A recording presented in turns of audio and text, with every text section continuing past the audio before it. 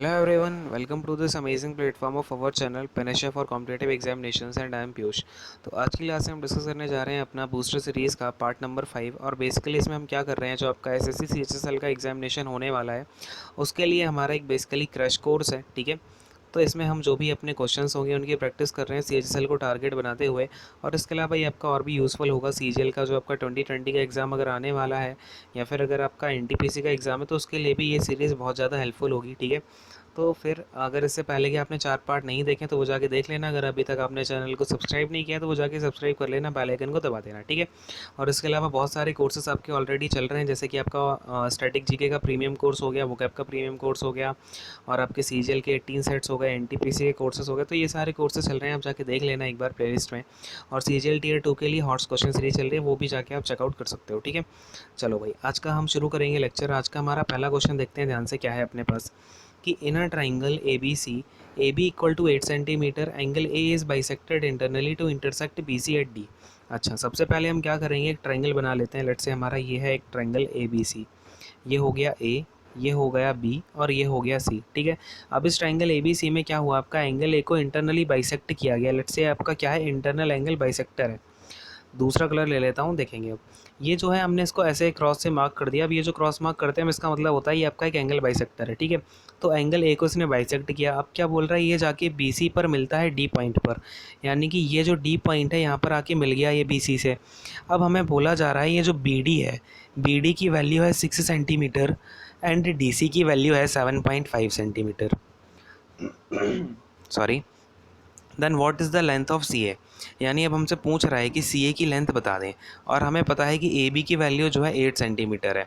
तो कभी भी आपका जब एंगल बाइसेक्टर होता है ना, एंगल बाइसेक्टर के केस में एक प्रॉपर्टी होती है, इसे आपको हमेशा याद रखना है, ध्यान रखना है। एसएससी आपसे कई बार ऐसे क्वेश्चंस पूछ लेती है, सीजीएल में भी ऐसा क्वेश्चन आपका कई बार पूछा गया एक दो सेट में। तो अब देखते हैं क्या हो रहा है इसमें। कभी भी आपका अगर ये लेट से एडी एंगल बाइसेक्टर है तो ये इस तरीके से सामने वाली साइड को दो रेशो में बांटता है, जिस तरीके से जैसे ये जो हमारी साइड 8 है, लेट से ये वाली एसी साइड x होती है अगर, तो ये जो बांटता है ना यहाँ पे डी पॉइंट पर आके मिलता है, तो इसने बी डी और डी सी को उस रेशो में डिवाइड किया है जिस रेशो में आपकी ये दोनों साइड्स हैं, मतलब कि 8:x में इसने इसको डिवाइड कर दिया है। मतलब क्या हुआ आपका कहने का, कि जो 8/x इनकी साइड्स का रेशो होगा, यानी ये जो एंगल बाइसेक्टर है इसके जो साइड में आपकी दो साइड आ रही हैं, इसके साइड साइड में आ रही है ना ये दो साइड, इन दोनों साइड का रेशो इक्वल होगा सामने वाले जिस साइड को ये आपका बाइसेक्ट कर, जो सामने वाली साइड को इंटरसेक्ट करेगा जिस वैल्यूज़ में, समझ रहे हैं। तो 8/x इक्वल टू में 6/x हो जाएगा, 6/7.5। ठीक है, ये अपना 7.5 वैल्यू दे रखी है ना, तो ये 7.5, यानी कि जो B D upon D C है उसकी वैल्यू किसके इक्वल हो जाएगी, ए बी अपॉन ए सी के। ठीक है, तो इन दोनों का जो रेशियो होगा वो इक्वल होगा, यानी कि यहाँ पर अगर मैं इसे कैंसिल आउट करना चाहूँ तो 6 और 3 से काट देता हूँ, ये 3 2 जा और 3 2 जा 6 और 3 5 जा आपका कितना 15। क्लियर है भाई। चलो अब देखो यहाँ पर अगर मैं क्रॉस मल्टीप्लाई कराता हूँ तो x इक्वल टू कितना हो जाएगा, 8 इंटू में 2.5 और अपॉन में 2। क्लियर है, अपॉन में कितना 2 आ जाएगा। अब देखो 2 से जाएगा ये कितने टाइम, 4 टाइम चला जाएगा और 4 इंटू में 2.5 कितना हो जाएगा आपका 10 हो जाएगा। तो 10 सेंटीमीटर जो है x की वैल्यू निकल के आ जाएगी, यानी ये जो हमारी साइड है DC की वैल्यू वो कितनी हो जाएगी, 10 सेंटीमीटर निकल करके आ जाएगी। यानी ऑप्शन नंबर सी जो है बिल्कुल राइट आंसर हो जाएगा। ऐसे हम टिक कर देंगे और आगे बढ़ जाएंगे। ठीक है, क्लियर है, सबको बात समझ में आ गई। आपको ये प्रॉपर्टी हमेशा याद रखनी है, ध्यान रखनी है कि कभी भी आपका ये जो साइड होती है ना, जो एंगल बाइसेक्टर का हमारा जो एंगल बाइसेक्टर होता है वो सामने वाली साइड को उस रेशियो में डिवाइड करता है जिस रेशियो में उसके साइड वाली साइड्स होती है ना। जैसे ये जो इसके साइड में साइड्स आ रही है ना, जिन दो साइड के बीच से ये एंगल बाइसेक्टर निकला हुआ है। ठीक है, क्लियर है, इतनी सी बात समझ में आ गई, याद रहेगा, इसे आप नोट डाउन कर लेना अगर नहीं पता था। अब आते हैं फटाफट से अपने नेक्स्ट क्वेश्चन पर। चलो हटाता हूँ इसको। अब देखो नेक्स्ट क्वेश्चन क्या है अपने पास में, ध्यान से समझना, काफ़ी इंपॉर्टेंट क्वेश्चन निकल के आता है ये आपका, बहुत ज़्यादा इंपॉर्टेंट क्वेश्चन है और इस क्वेश्चन को बिल्कुल आप ध्यान रख लेना, याद रख लेना। इसका जो रिजल्ट आएगा वो भी बहुत इंपॉर्टेंट है, डायरेक्ट रिपीट हो सकता है क्वेश्चन, इसलिए बता रहा हूँ। ठीक है, अब आपको करना क्या है कि यहाँ पे आप एक बार ज़रा क्वेश्चन को पॉज करो और यहाँ पे आप खुद से इसे सॉल्व करने की कोशिश करो कि आप क्या क्या सोच सकते हो, क्या क्या आपकी अप्रोच हो सकती है इस क्वेश्चन में। ठीक है, चलो भाई हटाता हूँ, अब इस क्वेश्चन को ज़रा सा ध्यान से समझेंगे। चलो भाई, आई होप कि आपने पॉज करके देख लिया होगा एंड कुछ लोगों को आ भी गया होगा, ऐसा मैं आशा करता हूँ। ठीक है, चलो अब देखो क्या बात हो रही है क्वेश्चन में, ध्यान से समझते हैं। If ABCD is a trapezium, AC and BD are the diagonals intersecting each other at point O। यानी कि अगर मैं एक ट्रपेजियम की बात करूँ, लेट से मेरा ये एक ट्रपेजियम बना ही लेता हूँ मैं, ये हो गया मेरा एक ट्रपेजियम। इसको थोड़ा सा सही से बना लेते हैं, हम देखेंगे। ये हो गया अपना ट्रपेजियम ABCD, ठीक है। क्या बोल रहा है, AC और डायगोनल जो हैं, ये जो दो डायगोनल निकल के आ रहे हैं AC और BD, ये दोनों एक दूसरे को इंटरसेक्ट कहाँ करते हैं। बाइसेक्ट का मतलब होता है तो इक्वल पार्ट में डिवाइड करना, इंटरसेक्ट का मतलब होता है मिलना, ठीक है। तो कंफ्यूज मत करना कभी भी। ये जो इंटरसेक्ट करते हैं कहाँ पर करते हैं, ये हम पॉइंट ओ पर करते हैं। तो हमसे क्या पूछ रहा है, AC/BD क्या होगा, AC/BD हमें बताना है। तो यहाँ पर बिल्कुल ध्यान से समझते जाना सारी चीज़ों को, मैं एक एक करके पूरी चीज़ों को एक्सप्लेन कर रहा हूँ, देखेंगे। सबसे पहले मैं आपसे बात करूँगा इन ट्राइंगल, ये जो आपका ट्राइंगल COD है ना, COD ये वाला ट्राइंगल दिख रहा है चुटकू सा। फिर इसके बाद ये जो आपका ट्राइंगल OAB है, ठीक है। इन दोनों ट्राइंगल की मैं आपसे बात कर रहा हूँ, in triangle OCD and triangle OAB, ठीक है। तो अब आप अगर इन दोनों ट्राइंगल को देखो, एक ट्रेपेजियम में क्या होता है, ये जो CD और AB है, ये दोनों लाइन आपस में पैरेलल होंगी, ठीक है। अब मुझे एक बात बताओ, अगर ये दोनों लाइन आपस में पैरेलल हैं, तो ये जो एंगल बन रहा है आपका OAB, ये वाला जो एंगल बन रहा है, और यहाँ पर ये जो एंगल बन रहा है, कौन सा, दूसरे कलर से दिखा देता हूँ, एक बार ध्यान से देखना। आपका एंगल DCA, ठीक है, DCA या फिर DCO, ये दोनों एंगल आपस में इंटरनल अल्टरनेट एंगल्स होंगे कि नहीं होंगे। इंटरनल अल्टरनेट एंगल बनेंगे कि नहीं बनेंगे, बोलो। ये बात समझ में आ रही है क्या मेरी, क्लियर है। इसका मतलब क्या हुआ कि आपका ये वाला जो एंगल हो गया, एंगल आपका OAB, ये इक्वल हो गया आपके एंगल OCD के, ठीक है। अब इसी तरीके से अगर मैं बात करूं आपसे ये वाले एंगल की, कौन सा, ODC, और आपका ये वाला एंगल कौन सा है, DBA, या फिर मैं बोलूँ OBA, ठीक है। तो ये दोनों एंगल क्या होंगे, ये दोनों एंगल भी आपस में इक्वल हो जाएंगे, किस वजह से, इंटरनल अल्टरनेट एंगल्स, ठीक है, याद रखना। तो यहाँ पर क्या हो गया आपका एंगल ODC इक्वल टू में एंगल OBA, हो गया कि नहीं हो गया। अब मुझे एक बात बताओ, ये जो एंगल बचा हुआ है, ये वर्टिकली अपोजिट एंगल है कि नहीं है। तो ये दोनों एंगल भी इक्वल हो जाएंगे, यानी कि आपका एंगल AOB इक्वल टू हो गया कौन सा, एंगल DOC के, हाँ कि नहीं। तो अब यहाँ पर आपका तीनों एंगल इक्वल होगा, इसका मतलब आपकी AAA प्रॉपर्टी की वजह से ये जो दोनों ट्राइंगल्स हैं, ये दोनों ट्राइंगल आपस में सिमिलर निकल के आ गए कि नहीं आ गए, बोलो हाँ।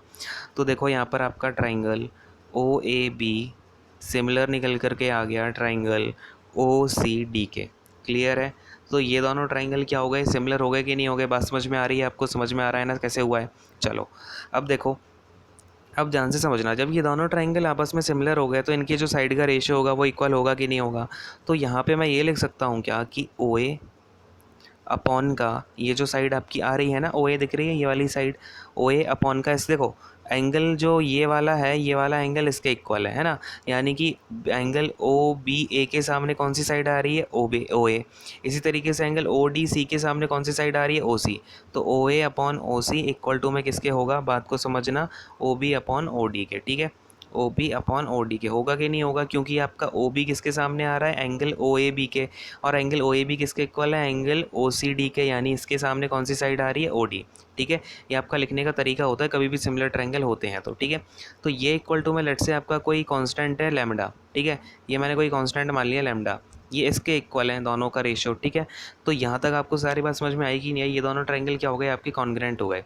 अब मैं आपसे कुछ बातें और करना चाहूँगा, ठीक है। अब ज़रा सा मैं इसको हटा देता हूँ, यहाँ पे रब कर देता हूँ, ठीक है, ध्यान से देखना। ये सारी चीज़ मैं जो है अब रब कर देता हूँ, थोड़ा ध्यान से समझेंगे। इसका जो रिज़ल्ट निकलेगा ना वो आपके लिए काफ़ी इंपॉर्टेंट है, और डायरेक्ट वो रिज़ल्ट आएगा, काफ़ी सारी क्वेश्चंस में हमें देखने को मिला है ऐसा, ठीक है। तो देखो अब अगर मैं आपसे बोलूँ, यहाँ पर मैं क्या करता हूँ, यहाँ पर मैं +1 कर देता हूँ दोनों साइड। अब बात को समझना मैं क्या बोलना चाह रहा हूँ, जैसे मैंने क्या बोला, मैं OA अपॉन OC यहाँ पर भी +1 कर देता हूँ, इक्वल टू में क्या था अपना OB अपॉन का OD, यहाँ पर भी +1 कर देता हूँ, दोनों साइड मैंने +1 कर दिया, तो अपना क्या निकल के आ जाएगा, ये OA प्लस का OC अपॉन का OC इक्वल टू में क्या आ जाएगा, OB प्लस का OD अपॉन में कितना, OD, क्लियर है। यानी कि यहाँ से कितना आ जाएगा, OA प्लस का OC, अब ध्यान से देखना, ये OA है, यहाँ पर A था, ये OA प्लस का OC कितना है, पूरा AC है कि नहीं है, तो AC, अपॉन का ओ सी इक्वल टू में अगर मैं O B plus O D को ऐड कर दूँ तो ये पूरा बी डी निकल के आएगा कि नहीं आएगा, तो बी डी अपॉन का ओ डी। तो बात की गहराई को यहाँ तक आप समझ पाए कि नहीं समझ पाए। और हाँ, अगर सारी चीज़ समझ में आती जा रही है तो सेशन को लाइक ज़रूर कर देना, ठीक है, नहीं तो माता रानी पाप दे देगी, फिर मत करना कुछ भी, ठीक है। देखो ये ए सी अपॉन का ओ सी हो गया। अब देखो ये क्या हो जाएगा, ए सी अपॉन का O C equal to B D upon O D हो गया है। यानी कि अगर मैं यहाँ से लिखना चाहूँ तो ए सी अपॉन का बी डी इक्वल टू में क्या लिख सकता हूँ मैं, ओ सी अपॉन का ओ डी। क्या आप इतनी सी बात समझ पा रहे हैं? क्लियर है भाई सबको यहाँ तक सारी चीज़ें? तो अपना जो ए सी अपॉन बी डी है वो ओ सी अपॉन ओ डी के इक्वल आ गया। ये देख रहे हो, ओ सी ये है, ओ डी है, इन दोनों का जो रेशियो होगा वही आपका ए सी और बी डी का रेशियो होगा। अब ज़रा सा ध्यान से समझना, हमें ए सी और बी डी का रेशियो निकालना है, लेकिन हम ऑप्शंस में देख रहे हैं तो हमें ओ सी और ओ डी तो कहीं नहीं दिख रहा, लेकिन ओ सी और ओ डी के साथ ना ये मुझे कुछ माइनस माइनस वाली चीज़ें दिख रही हैं। तो मैं देखो अब इस इक्वेशन के साथ क्या करने वाला हूँ, आप यहाँ तक ना फटाफट से पॉज करके सारी चीज़ों को नोट डाउन कर लो, क्योंकि अब मैं सब कुछ हटाने वाला हूँ, कुछ रिज़ल्ट आपको बार बार अपनी नोटबुक से देखने पड़ेंगे।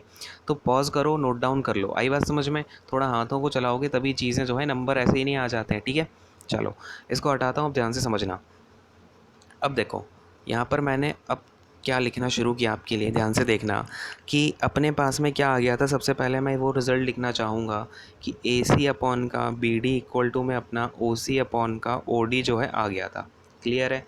इतनी सी बात हमें आ गई है। अब बात को समझना, अगर मैं वहाँ से आपका बोलता हूँ जो हमारा ओ ए अपॉन का O C equal to O B upon का O D equal to lambda आया था, ये आया था कि नहीं आया था?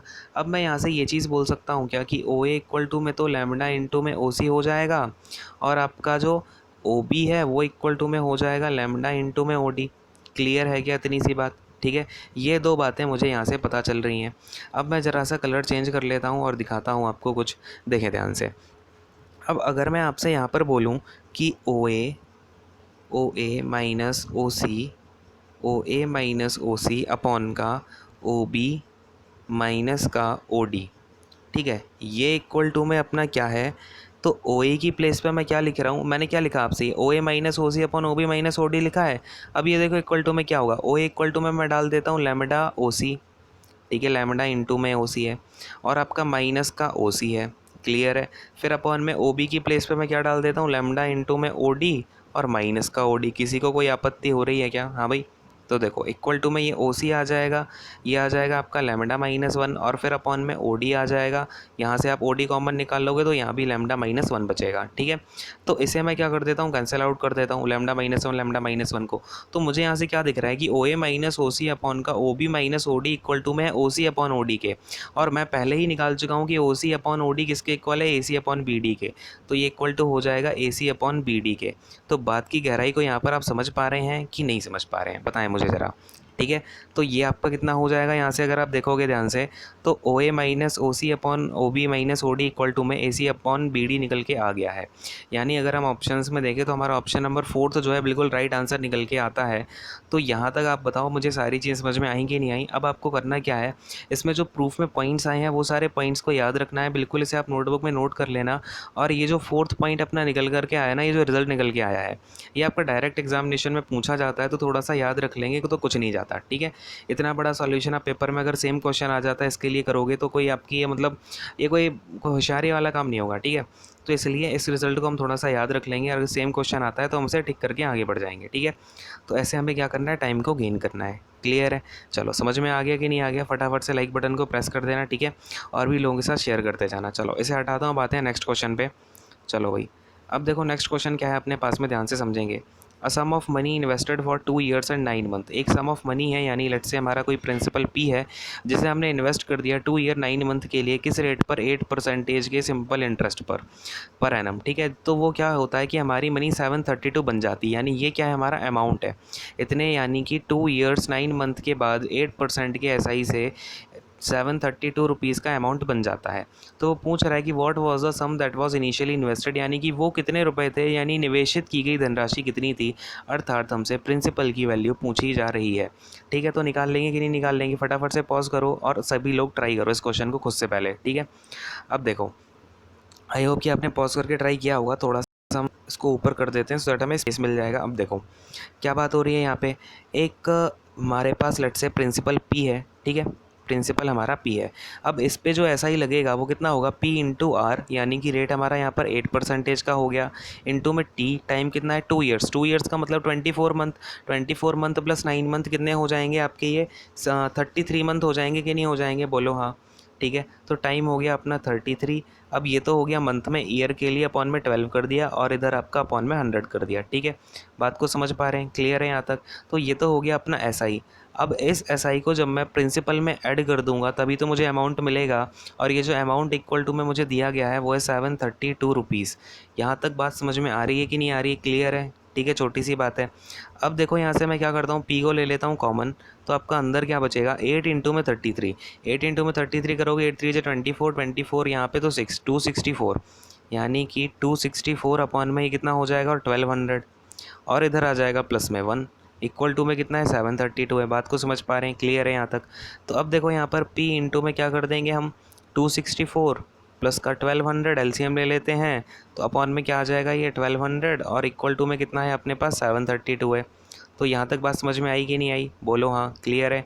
चलो अब देखो इसे हम क्या करेंगे, P इक्वल टू कितना आ जाएगा अब यहाँ से 732, 732 इंटू में क्या कर देंगे, अभी तो क्रॉस मल्टीप्लाई करा रहा हूँ मैं, 1200 में लेके चला गया इसके साथ, तो इंटू में हो गया ये 1200, और अपॉन में क्या आ जाएगा आपका 264 प्लस 1200, इसे आप जरा ऐड करो कितना आ जाएगा, ये 1464 आ जाएगा, 1464 आ जाएगा कि नहीं आ जाएगा, बोलो हाँ। यहाँ तक बात क्लियर है। तो अब देखो मैं आपको हमेशा बोलता हूँ कि 30 तक के आप जो है याद करके रखें, क्या, स्क्वायर, क्यूब, टेबल्स और पाइथागोरियन ट्रिपलेट्स, ये तो मतलब आपको याद करके रखना है, ऐसा बकेट है ये, आप अपनी बकेट लिस्ट में मान लो। ठीक है, ये सारी चीज़ें आपको याद होनी चाहिए। ठीक है, चलो खैर ये कैलकुलेशन मैंने काफ़ी ईजी कर दी थी, मान लो मेरी ये बात। ठीक है, चलो भाई अब इसे ज़रा काटते हैं, 12 से काट रहा हूँ तो यहाँ तो बचेगा आपका 100, तो 12 से यहाँ पे 12 1 जा 12, 12 2 जा 24, और आपका 12 2 जा 24। ठीक है, तो 122 टाइम चला गया। अब देखो 122 से अगर मैं 732 को काटता हूँ, कितने टाइम जाता लग रहा है आपको यहाँ से, है भाई। तो देखो 122 इंटू 6 करोगे तो आपका आता है 732, तो 122 6 जा कितना 732, 6 इंटू 100 कितना आ जाएगा 600 आ जाएगा, यानी कि मेरा जो प्रिंसिपल है कितना निकल करके आ गया यहाँ से 600 रुपीज़ मेरा प्रिंसिपल निकल के आ गया, यानी कि अपना ऑप्शन नंबर 1 जो है बिल्कुल राइट आंसर हो जाएगा। हम इसे टिक करेंगे और आगे बढ़ जाएंगे।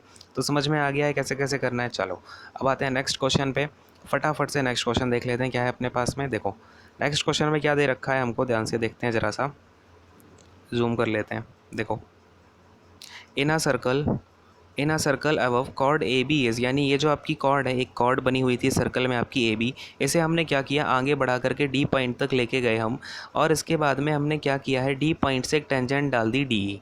तो बात को समझ पा रहे हैं, आपका क्या है, एक सर्कल होता, इसकी जो कॉर्ड थी, फिर यहाँ से आपकी एक टेंजेंट जा रही थी डी। ठीक है, ये डी टेंजेंट जा रही थी, तो हमने कॉर्ड को इस तरीके से बढ़ाया कि जाके ये डी पॉइंट से मिल गई। ठीक है, और इस यहाँ पर ये आपकी कॉर्ड है ए बी। ठीक है, इतनी सी बात क्लियर है, आपसे ये क्वेश्चन में बोला गया है। अब क्या बात हो रही है कि ए बी की वैल्यू 5 है, यानी ये जो कॉर्ड है इसकी वैल्यू तो 5 है, और बोल रहा है कि डी की वैल्यू 6 है, ये जो टेंजेंट बन रही है इसकी वैल्यू 6 है, तो पूछ रहा है कि हमें बी डी की वैल्यू बता दें, यानी इसकी वैल्यू बता दें। तो लेट्स से बी डी की वैल्यू तो हम x मान लेते हैं, कोई दिक्कत नहीं है। ठीक है, अब यहाँ पर आपकी एक प्रॉपर्टी का यूज़ होना है, कभी भी आपका ऐसा क्वेश्चन आ जाए कि आपकी टेंजेंट है यहाँ पे, और टेंजेंट से ही आपका सेम टेंजेंट का जो पॉइंट है उससे आपका एक क्या जा रही है, देखो ये जो पूरी जाती है ना इसे हम सेकेंड बोलते हैं। जैसे ये जो पूरी गई है ना, एक पॉइंट है आपका बाहर सर्कल के आउटसाइड, और वो पूरा सर्कल को चीरता हुआ अंदर चला जाए, यानी एक कॉर्ड बन जाए उसी लाइन से होती हुई, तो वो आपकी पूरी कहलाती है सीकेंट। ठीक है, तो ये बात याद रखना, बिल्कुल कंफ्यूज मत होना कि सीकेंट क्या होती है। अब आपकी ये जो अंदर अंदर ए बी का पोर्शन है ये हो गया जाएगा कॉर्ड। ठीक है, क्लियर है। तो अब देखो हमें फाइंड क्या करना है, ये इसकी वैल्यू बी डी की वैल्यू निकालनी है। तो कभी भी आपके पास ऐसा क्वेश्चन आ जाता है तो उसमें क्या होता है, ये जो आपका टेंजेंट का स्क्वायर होगा यानी कि डी का स्क्वायर होगा, वो किसके इक्वल होगा, तो वो होगा आपका डी पॉइंट से जो आपकी पूरी सेकेंड की वैल्यू होगी, यानी डी ए, यानी आपका डी ए, तो मैं ए डी लिख देता हूँ इसको, ए डी इंटू में क्या हो जाएगा आपका, इस पॉइंट से डी पॉइंट से जो पहला पॉइंट होगा जहाँ पर वो सर्कल को कट करेगा, यानी डी बी, तो मैं इसको डी बी लिख देता हूँ, ए डी इंटू में डी बी। क्लियर है। अब मुझे ए बी तो पता है 5 है, दूसरे कलर का यूज़ कर लेता हूँ। देखें डी बी तो मुझे पता है कि 5 है, लेकिन बी डी नहीं पता, तो बी डी को मैंने x मान रखा है। तो अब देखो डी का स्क्वायर यानी कि 6 का स्क्वायर इक्वल टू में क्या हो जाएगा, ए डी का स्क्वायर यानी कि पूरा ही कितना हो जाएगा 5 + x हो जाएगा, तो 5 + x। क्लियर है। इनटू में डी बी कितना है अपना x है, तो इनटू में x, तो यहाँ से कितना निकल के आ जाएगा ये 36 इक्वल टू में 5x प्लस का एक्स स्क्वायर। बोलो हाँ कि नहीं, क्लियर है यहाँ तक बात। तो अब इसे मैं कैसे लिख सकता हूँ, x square plus 5x minus का 36 इक्वल टू में कितना हो जाएगा, ये 0 हो जाएगा। तो अब अपने पास ये जो है क्वाड्रेटिक इक्वेशन निकल के आ गई है, तो हम इसे सॉल्व कर सकते हैं कि नहीं कर सकते हैं। अब इसका इंटू कराओगे 36x² के दो फैक्टर हम ऐसे देखने हैं जिनका एडिशन करके हमें 5x मिल जाए, और ये माइनस का है, ठीक है। तो कितना आ जाएगा आपका 9x, और आपका मैं यहाँ पर कर देता हूँ माइनस का 4x, तो 9x इंटू माइनस का 4x आता है माइनस का 36x², और इन दोनों का एडिशन करके हमें मिलता है 5x। तो यहाँ पर आपका ये कितना हो जाएगा, x² प्लस 9x और ये माइनस का 4x और माइनस का 36। बात की गहराई को समझ पा रहे हैं यहाँ पे, क्लियर है। तो x कॉमन ले लेते हैं, आएगा ये x प्लस 9, और यहाँ पर माइनस का 4 कॉमन ले लेंगे, आ जाएगा x प्लस 9 इक्वल टू में आ जाएगा अपना 0, ठीक है। समझ में आ गया यहाँ तक सबको। अब देखो, अब यहाँ पर मैं लिख दूँ कहीं पर, देखें ज़रा यहीं पर लिख देता हूँ। ये हो जाएगा आपका x प्लस 9 और दूसरा फैक्टर क्या बन जाएगा अपना x माइनस 4 और इक्वल टू में 0, ठीक है। ये 4 लिखा हुआ है। चलो भाई, अब देखो यहाँ पर हमारे पास क्या है, x प्लस 9 है और x माइनस 4 है। तो देखना यहाँ पे हमारी x की दो वैल्यू निकल के आ रही हैं, क्या क्या, तो यहाँ पर देख लो, x प्लस 9 को इक्वल टू 0 करेंगे तो x इक्वल टू माइनस का 9 आ जाएगा, और x माइनस 4 इक्वल टू 0 करेंगे तो x इक्वल टू प्लस का 4 आ जाएगा, हाँ कि नहीं, क्लियर है। तो हमारा जो वैल्यू होगी, किसी की भी जो लेंथ होती है वो नेगेटिव में तो नहीं हो सकती है, तो ये वाला आंसर तो रॉन्ग हो जाएगा। यानी जो वैल्यू होगी हमारे x की, यानी कि ये जो बी डी की वैल्यू है वो हमारी कितनी निकल के आ जाएगी, 4 सेंटीमीटर, यानी कि हमारा फर्स्ट वाला ऑप्शन जो है बिल्कुल राइट आंसर हो जाएगा। बात समझ में आएगी नहीं आई, बोलो क्लियर है सबको, ठीक है। तो आपकी छोटी सी इस केस में क्वाड्रेटिक इक्वेशन बनती है, काम कुछ नहीं, बस आपको ये प्रॉपर्टी याद रखनी है, ठीक है। हर बार क्वेश्चन पूछा जाता है, एक ना एक क्वेश्चन तो आएगा इससे, ठीक है। चलो हटाता हूँ, नेक्स्ट क्वेश्चन पे आते हैं।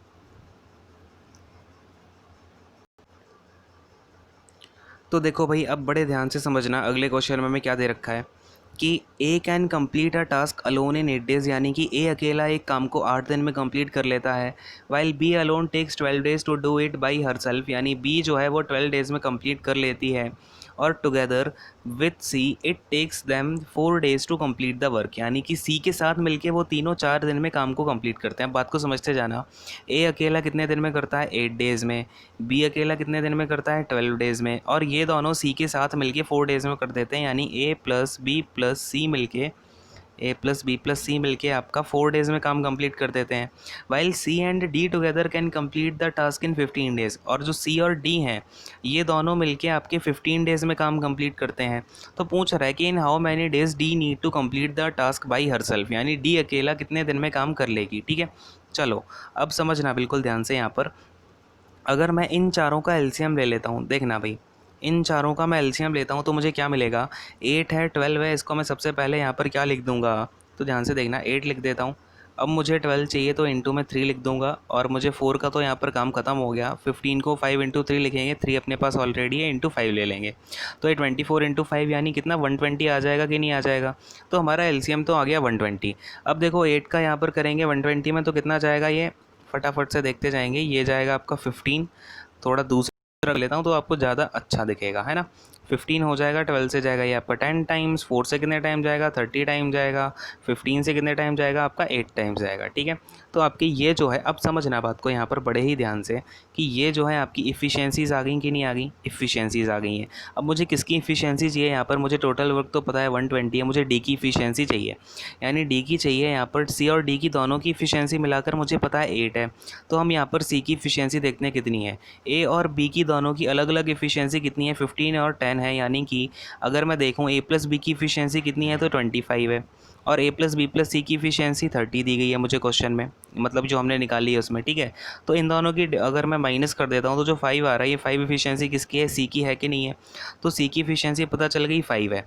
अब देखो सी प्लस डी की इफ़िशियंसी 8 है, तो इसमें से अगर 5 सी की मैं निकाल देता हूँ तो बची हुई 3 किसकी हो जाएगी, डी की हो जाएगी कि नहीं हो जाएगी, तो डी की इफ़िशियंसी कितनी हो जाएगी, 3 हो जाएगी। अब बस हमें क्या निकालना है, टाइम टेकन बाई डी निकालना है, यानी कि अब देखो टाइम टेकन बाई हमें जो डी ने अकेला टाइम लिया है काम को कंप्लीट करने में, तो देखो 120 काम है 3 की इफ़िशियंसी से करेगा तो कितना हो जाएगा ये आपका 40, यानी कि डी को अकेले काम कंप्लीट करने में कितने दिन लग जाएंगे, तो 40 डेज़ लग जाएंगे, यानी ऑप्शन नंबर 1 जो है अपना बिल्कुल राइट आंसर निकल के आ जाएगा। ठीक है, तो थोड़ा सा बस इसमें हल्का क्या हुआ, अपना डी वाला ऑप्शन, डी वाला भी काम करने आ गया। वैसे जो यूजुअली क्वेश्चंस होते हैं उनमें 4 या 5 नहीं आते हैं, तो बेसिकली आपको बस यही इसमें दिखाना था। अगर 3-4 लोग आ जाते हैं तो हम कैसे क्वेश्चंस को डील कर रहे होते हैं। ठीक है, क्लियर है। चलो भाई, अब आते हैं नेक्स्ट क्वेश्चन पे, से हटाता हूँ। अब देखो भाई, अपना अगला क्वेश्चन क्या है, हमें इस क्वेश्चन को सॉल्व करना है। तो ज़रा आप एक बार ना वीडियो को यहाँ पे फटाफट से पॉज करो और सारे लोग इस क्वेश्चन को क्या करेंगे, ट्राई करेंगे खुद से। वीडियो को आप क्या करेंगे, यहाँ पर पॉज करेंगे और क्वेश्चन को क्या करेंगे, खुद से एक बार ट्राई करेंगे। ठीक है, चलो भाई, इसे आप ट्राई करो एक बार और बताना। तो आई होप कि आपने पॉज करके ट्राई कर लिया होगा। मैं आपको ज़रा समझाता हूँ इसको कैसे सॉल्व करना है। अब देखो, यहाँ पर सबसे पहले क्या होता है आपका, हमें ये जो आपका बार लगा हुआ दिख रहा है ना, 16 - 8 का बार, तो सबसे पहले आपका बार सॉल्व किया जाता है। तो ध्यान से समझते जाना क्या हो रहा है। अब ये 38 माइनस का 60 डिवाइडेड बाई 5, और आपका ये इंटू में कितना आ जाएगा, 16 में से 8 माइनस करेंगे 8 आ जाएगा। ठीक है, और आपका ये बार वाला काम खत्म हो गया। ठीक है, तो सबसे पहले हमने बार सॉल्व कर लिया और divided by 2 divided by 3। Clear है। अब ये अपना जो है क्वेश्चन निकल करके आ जाता है। अब ध्यान से समझना, ये 38 है, माइनस में कितना हो जाएगा 60। अब देखो, ये 60 डिवाइडेड बाई 5 है ना, तो 60/5 हो जाएगा। इनटू में कितना हो जाएगा 8 डिवाइडेड बाई 2, और ये डिवाइडेड बाई 3 है। तो बात को समझना, यहाँ पर क्या होगा, बिल्कुल ध्यान से समझते जाना। ये जो 3 है ना, ये आपका चला जाएगा 2 के साथ इनटू में। बात की गहराई को समझ पा रहे हैं। ये जो 2 बार आपका डिवाइड हुआ है ना, इस तरीके से ये जो 3 जो है 2 के साथ इंटू में चला जाएगा। तो ये आपकी जो इक्वेशन बनेगी ना, वो कैसी बनेगी, देखना ज़रा। 38 माइनस का आपका ये कितना हो जाएगा, ये हो जाएगा आपका 12, तो माइनस का 12। ठीक है, ये माइनस का, और फिर यहाँ पर आपका ब्रैकेट है एक, तो माइनस का ये ज़रा ब्रैकेट मैं बना देता हूँ, नहीं तो आपको कन्फ्यूज़न हो जाएगी। ठीक है, 12 इंटू में कितना हो जाएगा, अब ये 2 से जाएगा ये 4 टाइम्स, और अपॉन में क्या हो जाएगा, ये 3 हो जाएगा। बात को समझना, 2 इंटू 3 हुआ है क्योंकि, तो इंटू में 4/3, यानी 3 से कितने टाइम जाएगा, 3 4 जा 12, और आप 4 इंटू 4 कर दोगे तो यहाँ से कितना निकल करके आ जाएगा 38 माइनस का कितना 4 इंटू 4 16, यानी कि 38 से जब हम 16 को माइनस कर देंगे तो कितना आ जाएगा 22 आ जाएगा। तो बात को समझ पा रहे हैं, ज़रा मुझे आप कमेंट करके बताना कितने लोगों का करेक्ट हुआ था ये आंसर। ठीक है, पॉज करके जिन्होंने सॉल्व किया है। तो अपना यहाँ पर ऑप्शन नंबर 22 जो है राइट आंसर आएगा। मैं आपको दिखाता हूँ आगे ऑप्शन। मैंने आपके जो ऑप्शन है ना इसलिए हटा दिए थे क्योंकि उसमें क्या है आपको, सो दैट गलती ना कर पाएँ आप, क्योंकि ऑप्शंस में क्या है ना, जितने बच्चों ने यहाँ पे अलग अलग आंसर निकाले हुए हैं ना, मैं आपको दिखाता हूँ अभी इसके ऑप्शंस क्या क्या है। इसका आंसर आपका 22 आ गया, हटाता हूँ इसको। अब देखो, इसके ऑप्शंस जो हैं आपके वो हैं 30, 29, 37 और 22। अब मुझे पता है कुछ बच्चों का 29 भी आया होगा, कुछ बच्चों का 37 भी आया होगा, हाँ कि नहीं। लेकिन अपना जो आंसर है ना, उसे सॉल्व करने का तरीका समझो। वो खेल कहाँ है, जो आपका डिवाइडेड बाई 2 था और फिर डिवाइडेड बाई 3 था। इसमें हुआ क्या कि आपका ये 2/3/1 के केस बन गया, और ये आपका 3 इंटू 2 हो के ये जो अपॉन में 6 आ गया। ठीक है, तो 2 का 3 के साथ जो है बेसिकली हो गया इंटू। तो बात को समझ पा रहे हैं कि नहीं समझ पा रहे हैं। ठीक है, अगर समझ में नहीं आता तो कमेंट सेक्शन में बता भी देना कि मुझे यहाँ पर डाउट क्रिएट हुआ है। कुछ भी डाउट आता है तो पूछ जरूर लिया करो। ठीक है, डाउट को अपने मन में नहीं रखना। क्लियर है। चलो, इस क्वेश्चन को हटाता हूँ, बातें अपने फटाफट से नेक्स्ट क्वेश्चन पर। तो देखो, नेक्स्ट क्वेश्चन क्या बोल रहे हैं हमसे, बड़े ही ध्यान से समझते जाएंगे चीज़ों को। अब देखो क्या बोल रहा है यहाँ पर, इन अ कंप्यूटर गेम, एक आपका कंप्यूटर गेम है, उसमें क्या होता है, कंप्यूटर गेम के अंदर कुछ बिल्डर्स होते हैं, यानी कुछ लोग बनाते हैं, और कुछ डिस्ट्रॉयर होते हैं, यानी कुछ लोग क्या करते हैं, चीज़ों को तोड़ते हैं। ठीक है, तो एक है आपका पॉजिटिव, एक है नेगेटिव। बिल्डर बनाता है और डिस्ट्रॉयर तोड़ता है गेम के अंदर। ठीक है, क्या बोल रहा है, together there are 20 of them, यानी कि उन सबको मिला के कितने हैं, 20 लोग हैं। क्लियर है। Some of them try to build a wall around a castle while the rest try to demolish it. अब क्या करते हैं, कुछ लोग एक वॉल बनाने की कोशिश करते हैं, यानी ये जो आपके बिल्डर्स हैं वो एक वॉल को बना रहे होते हैं, और जो डिस्ट्रॉयर है वो आके तोड़ रहे होते हैं। ठीक है, ये काम आपका हो रहा है। अब क्या बात है कि each of the builder can build the wall alone in 15 hours, यानी कि एक बिल्डर अकेला 15 घंटे में मिलके, ये देखो बिल्डरों में से प्रत्येक 15 घंटे में अकेले दीवार का निर्माण कर सकता है। While any of the destroyer can demolish it in 10 hours, यानी कि जो डेमोलिशर यानी विध्वंसक है वो अकेला इसे 10 आवर्स में जो है डिस्ट्रॉय कर सकता है। क्लियर है, बात समझते जाना। बट क्या हो रहा है अब, if all 20 builders and destroyer, यानी जो टोटल 20 बिल्डर एंड डिस्ट्रॉयर है ना, इन सबको मैंने काम पर लगा दिया, तो मेरी जो वॉल है, मतलब पहले स्टार्टिंग में कोई वॉल नहीं थी, वो वॉल जो है बन के तैयार हो जाती है 3 घंटे में। तो पूछ रहा हूँ उनमें से कितने डिस्ट्रॉयर होंगे। अब ये जो 20 टोटल हमें बताए गए हैं, इनमें से कुछ बिल्डर हैं, कुछ डिस्ट्रॉयर हैं, तो मुझे ये बता दो इनमें नंबर क्या क्या है बिल्डर और डिस्ट्रॉयर के। तो क्वेश्चन आप समझ गए कि नहीं समझ गए? वीडियो को पॉज करो, खुद से एक बार सॉल्व करने की कोशिश करो। और मैं सॉल्व क्यों करवाता हूँ इन हिसाब से क्वेश्चंस को खुद, क्योंकि इससे आपकी अप्रोच डेवलप होगी, और जब आपको क्वेश्चन नहीं आएगा ना, तो उसके बाद जब आप सॉल्यूशन देखोगे, तो आपको उसकी जो भूख होती है ना, वो अलग ही होती है कि मुझे सॉल्यूशन को जानना है। बात को समझ पा रहे हैं क्या? ठीक है, चलो भाई अब समझते हैं ज़रा इस क्वेश्चन को करने का तरीका। ये हो कि आपने पॉज करके क्वेश्चन को समझ लिया होगा। अब देखो, बड़े ही ध्यान से समझते जाएंगे क्या क्या हो रहा है। मेरे पास में क्या है, बिल्डर्स हैं। बिल्डर क्या करते हैं, अपना काम कंप्लीट कर देते हैं, यानी वॉल को बना देते हैं कितने दिन में? ये देखो, बिल्डर्स 15 घंटे में वॉल को बना देते हैं। अब बात हो रही है डेमोलिशर की, तो डिस्ट्रॉयर जो है वो 10 घंटे में दीवार को गिरा देते हैं। डिस्ट्रॉयर को मैं डी बोल देता हूँ, ये माइनस का काम कर रहा है, ये प्लस का काम कर रहा है, ये दीवार को गिरा देते हैं 10 घंटे में। तो अगर मैं इन दोनों का एलसीएम ले लूँ तो मुझे टोटल काम पता चल जाएगा। तो टोटल काम कितना है, 30 है। इनका मैंने एलसीएम ले लिया, 15 2 जा और यहाँ पे आपका 10 3 जा, यानी कि काम बन तो रहा है 2 से और आपका माइनस हो रहा है 3 से। तो इसका मतलब आपको यहाँ से एक बात तो पता चल गई कि डिस्ट्रॉयर जो है वो कम रहे होंगे, तभी तो आपके जो है दीवार बन के तैयार होगी, क्योंकि आपका डेमोलिशर की जो एफिशिएंसी है वो ज़्यादा है। बात को समझ पा रहे हैं क्या? चलो भाई, अब देखो, अब सबसे पहले हमें यहाँ पे काम क्या दिया गया है कि जो आपके नंबर हैं बिल्डर के प्लस में डिस्ट्रॉयर के, वो आपका टोटल नंबर दिया गया है 20। यानी कि अगर मैं बोलूँ बिल्डर आपके बी हैं, डिस्ट्रॉयर का नंबर डी है, तो इन दोनों को मिला के आपके टोटल 20 हो रहे हैं। यहाँ तक आपको बात समझ में आ गई?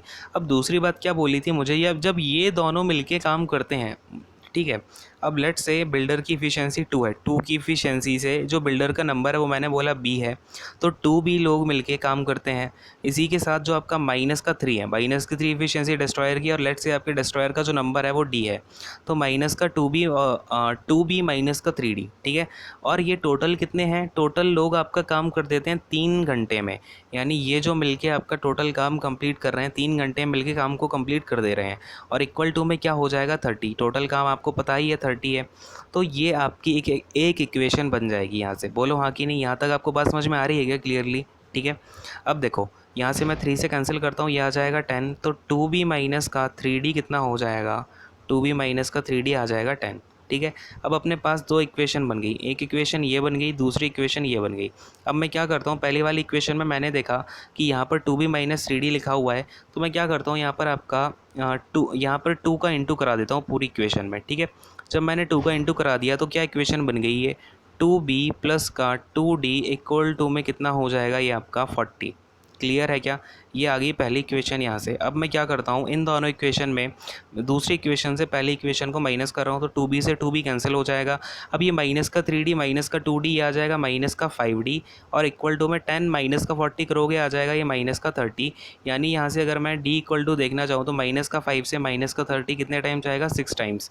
यानी डेमोलिशर मुझे पता चल गया, जो डिस्ट्रॉयर हैं वो 6 हैं, यानी डिस्ट्रॉयर का नंबर जो मुझे फाइंड आउट करना था वो मैंने निकाल लिया है। कितने डिस्ट्रॉयर काम कर रहे हैं, 6 डिस्ट्रॉयर काम कर रहे हैं। तो बचे हुए जो बिल्डर होंगे, बिल्डर कितने काम कर रहे होंगे, टोटल आपके 20 थे, यानी कि आपके बिल्डर हैं 14 और जो डिस्ट्रॉयर हैं वो 6 हैं। ये सारे मिलके आपका 3 घंटे में काम को कंप्लीट कर पाते हैं। ठीक है, तो ये बात समझ में आई कि नहीं आई, पूरा क्वेश्चन क्लियर हुआ कि नहीं हुआ, फटाफट से आप कमेंट सेक्शन में बता देना। और अगर अच्छा लग रहा है सेशन तो लाइक करते जाना, और अपने सारे फ्रेंड सर्कल में आप इसे क्या करेंगे, शेयर कर देंगे। ठीक है, तो अपना ऑप्शन नंबर 1 जो है यहाँ पर बिल्कुल राइट आंसर हो जाएगा, हम इसे टिक कर दे देंगे और आगे बढ़ जाएंगे। ठीक है, चलो भाई इसे हटाता हूँ, अब देखते हैं नेक्स्ट क्वेश्चन।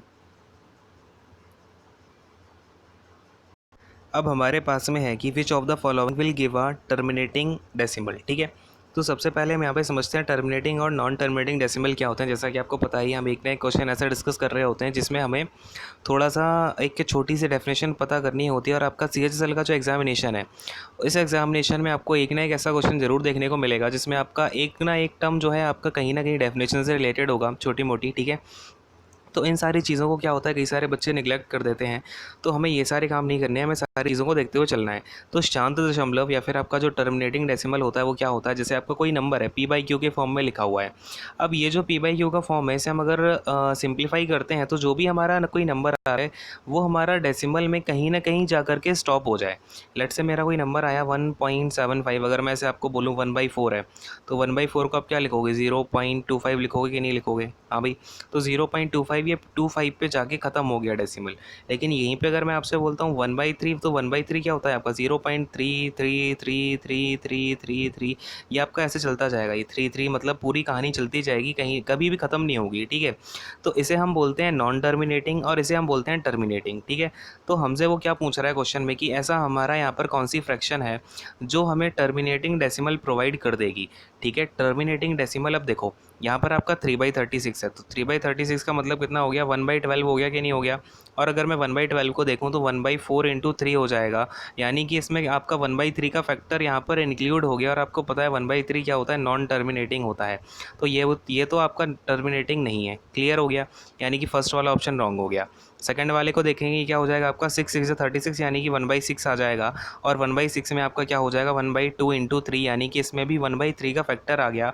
और जहाँ पर आपका 1/3 आ जाएगा वो तो आपका नॉन टर्मिनेटिंग ही होगा, आपको पता है, क्योंकि 1/3 क्या होता है आपका 0.33333, आपकी कहानी ऐसे चलती जाती है आगे तक, क्लियर है। अब ऐसे ही अगर हम थर्ड ऑप्शन को देखते हैं तो 12 और 36 यानी कि 1/3, और यहाँ पर तो आपका सीधा सीधा 1/3 है, तो ये क्या हो जाएगा आपका नॉन टर्मिनेटिंग हो जाएगा। तो ये तीनों ऑप्शन तो आपके बिल्कुल गलत हो जाएंगे। अब 9/36 को देखते हैं, तो 9/36 यानी कि 9×4 = 36, तो ये आ जाएगा आपका 1/4। 1/4 का मतलब कितना हो जाएगा, ये आपका 0.25 आ जाएगा। और ये जो है आपका टर्मिनेट हो गया, यहीं पर ख़त्म हो गया। टर्मिनेट का मतलब होता है ख़त्म हो जाना, ठीक है, समाप्त हो जाना। तो ये क्या है आपका 0.25 पर आगे ख़त्म हो गया, और ये हमारा एक टर्मिनेटिंग डेसिमल निकल करके आता है। क्या निकल के आता है, टर्मिनेटिंग डेसिमल। तो हमारा ऑप्शन नंबर 4 जो है बिल्कुल राइट आंसर हो जाएगा। समझ में आ गई कि नहीं आ गई बात, क्लियर है? तो सबको बात समझ में आई। अब ये हमेशा आप याद रखना, कभी भी आपसे अब ऐसा क्वेश्चन आ जाता है तो आपको फटाफट से उसको सॉल्व करके आ जाना है, ठीक है। चलो अब इसे हटाता हूँ, नेक्स्ट क्वेश्चन पर आते हैं। अब देखो नेक्स्ट क्वेश्चन क्या है अपने पास में। अब ये हमारे पास डीआई का क्वेश्चन निकल करके आ जाता है, देखेंगे क्या पूछ रहा है। Based on the given data the total percentage of literates in the 4 cities together round to 1 decimal, यानी कि 1 डेसिमल तक के हमारा परसेंटेज निकालनी है हमें, कितने लिटरेट परसेंटेज है सारी सिटीज़ की मिला के, ठीक है। तो चलो अब समझते हैं इसको। देखो अगर आप यहाँ पर डीआई को ध्यान से देखेंगे तो हमारे पास क्या है, हमारे पास पॉपुलेशन ए की दे रखी है 200 है, लिटरेट्स हमारे पास 150 दे रखे हैं, ठीक है। अब बी वाले में हमारे पास टोटल पॉपुलेशन नहीं पता है, लेकिन आप देखोगे तो हमें लिटरेट पता है 200 है और इलिटरेट पता है 100 है। तो टोटल आपकी पॉपुलेशन कितनी हो जाएगी, आपको यहाँ से कितना दिख रहा है भाई, 300 हो जाएगी कि नहीं हो जाएगी। तो यहाँ पर आपकी जो सेकेंड वाले में टोटल पॉपुलेशन है वो 300 हो जाएगी, ठीक है। इतनी सी बात समझ में आ गई। अब देखो हमारे सी वाले में 150 और 50 दोनों दे रखे हैं। अब डी वाले में 120 टोटल पॉपुलेशन तो पता है, लेकिन लिटरेट नहीं पता। तो 120 अगर टोटल पॉपुलेशन है आपके 90 उसमें से इलिटरेट है, तो वो जो बचे हुए 30 होंगे वो क्या होंगे, लिटरेट ही तो होंगे। तो आपके जो इसमें लिटरेट होंगे वो 30 हो जाएंगे। अब मुझे क्या निकालना है यहाँ पर, टोटल परसेंटेज ऑफ लिटरेट्स ही तो निकालनी है, क्लियर है कि नहीं है। तो देखो भाई, अब टोटल जो परसेंटेज होगी लिटरेट्स की वो हम कैसे निकाल लेंगे, ध्यान से समझना।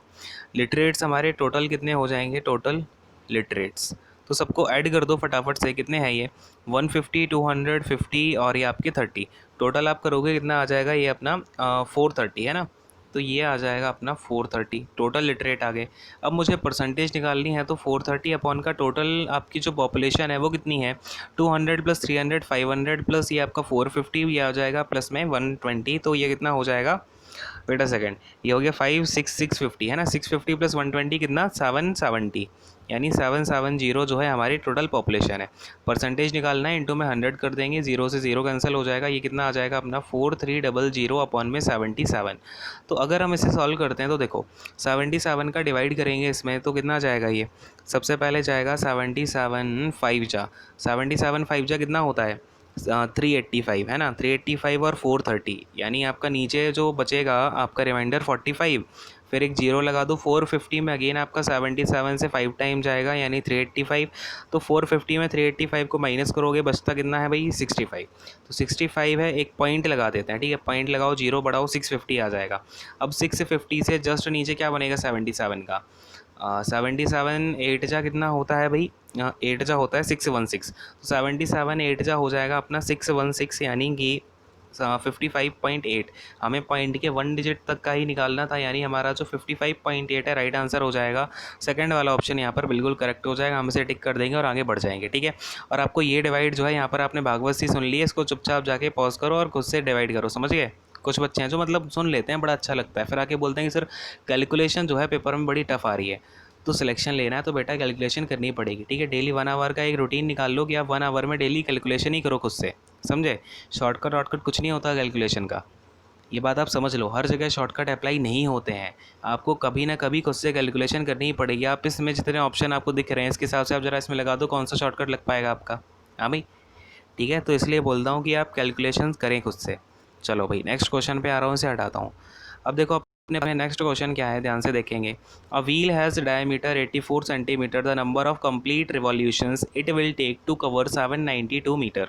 अब ऐसा क्वेश्चन आपका बहुत बार आता है कि क्या बोला गया है, आपके पास व्हील है, लेट से आपका ये कोई व्हील है, आपका इस व्हील को क्या किया गया, रिवॉल्यूशन कराया गया इसका, और इसे 792 मीटर जो है कवर करने हैं। ये आपका व्हील हो गया। अब एक बात समझना, हमेशा जो व्हील होता है ना, लेट से अपना ये व्हील है, ये व्हील कितनी डिस्टेंस कवर करेगा, तो उतनी ही डिस्टेंस कवर करेगा जितनी इसकी सरकमफ्रेंस होगी। लेट से ये एक बार में कितनी डिस्टेंस को एक बार में कवर कर रहा होगा, तो जितनी इसकी सरकमफ्रेंस होगी उतनी, हाँ कि नहीं। लेट से ये एक बार में इतना रिवॉल्यूशन कर गया, तो इसने कितनी डिस्टेंस कवर कर ली, जितनी इसकी सरकमफ्रेंस होगी। क्लियर है। तो अगर मैं बोलूँ इसने जितनी डिस्टेंस कवर करी होगी किसके इक्वल होगी, तो अगर मैं बोलूँ नंबर ऑफ रिवॉल्यूशन n है, इनटू में इसका जो सरकमफ्रेंस होगी 2πr। क्लियर है।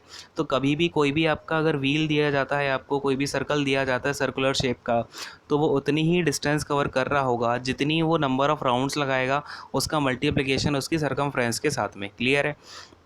तो चलो अब देखो हमें यहाँ पर जो रेडियस दी गई है कितनी दी गई है, रेडियस यहाँ पे हो जाएगी 42 सेंटीमीटर, हाँ कि नहीं।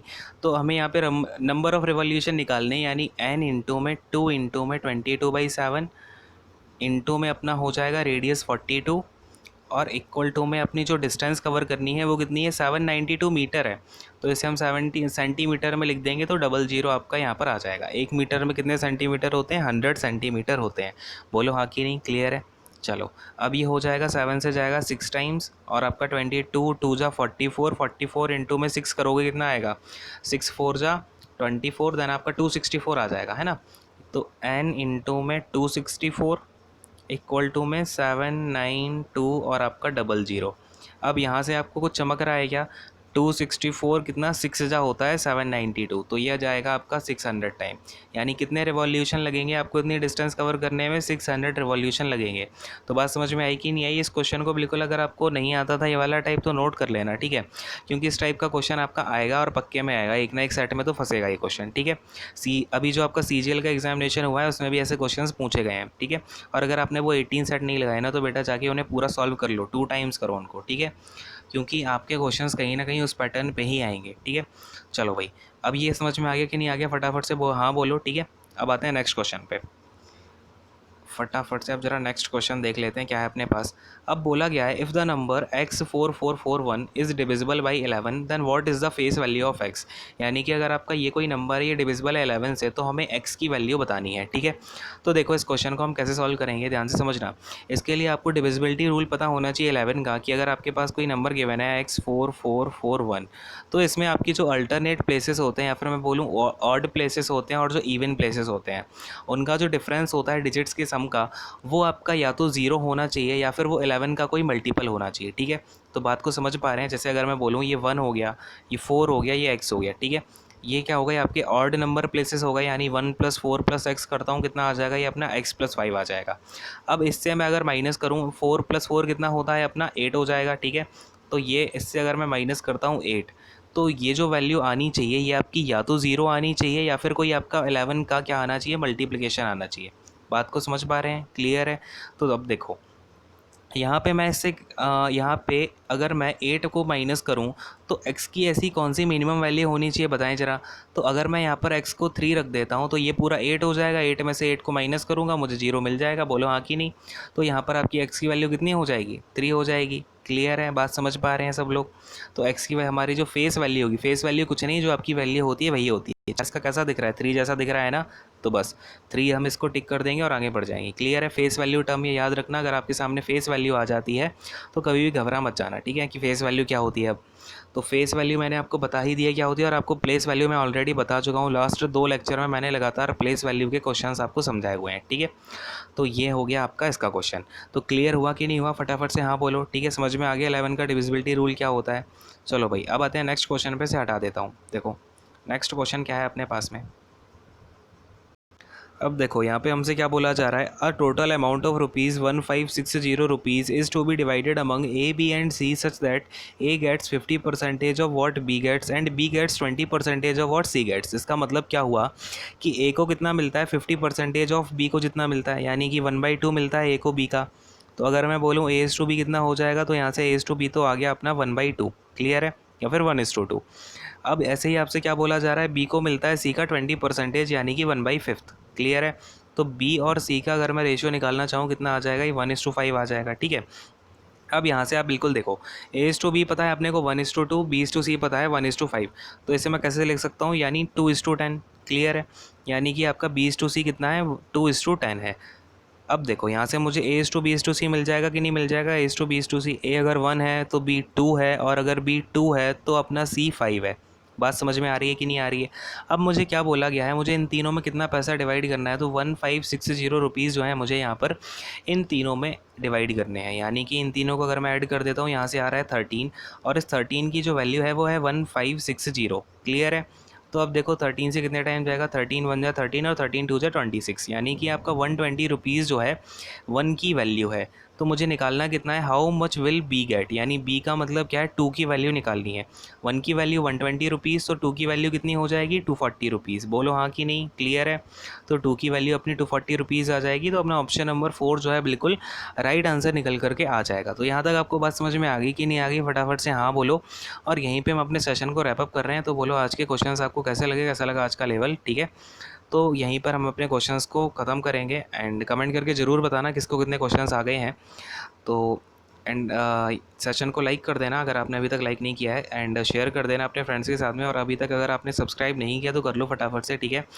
और thank you so much and God bless you all, take care, bye bye.